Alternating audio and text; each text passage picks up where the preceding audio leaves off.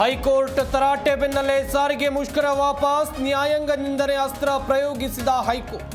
ಧರಣಿ ಬಿಟ್ಟು ಕರ್ತವ್ಯಕ್ಕೆ ಹಾಜರಾದ ನೌಕರರು.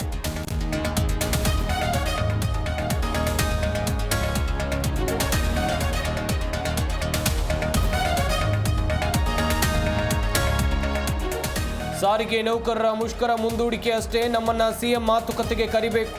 ಮುಷ್ಕರ ವಾಪಸ್ ತಾತ್ಕಾಲಿಕ ಎಂದ ಸಾರಿಗೆ ಸಂಘಟನೆ.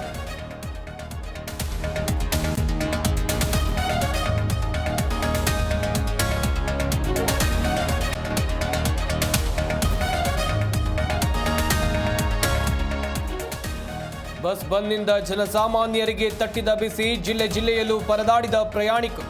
ಕೆಲ ಜಿಲ್ಲೆಗಳಲ್ಲಿ ಖಾಸಗಿ ಬಸ್ಗಳ ದರ್ಬಾರ್.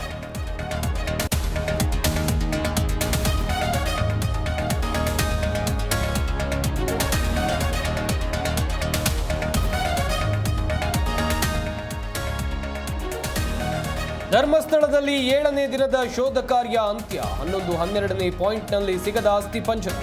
ಟಿ ಜಯಂತ್ ದೂರಿನನ್ವಯ ತನಿಖೆ ಬಗ್ಗೆ ಎಸ್ಐಟಿ ಆದೇಶ.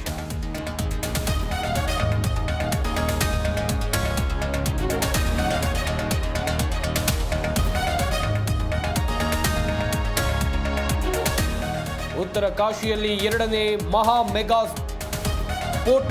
ಇಡೀ ಪ್ರವಾಹಕ್ಕೆ ಧಾರಾಲಿ ಗ್ರಾಮವೇ ಸರ್ವನಾಶ. 106 ಜನ ನಾಪತ್ತೆ. ಪ್ರಧಾನಿ ಮೋದಿ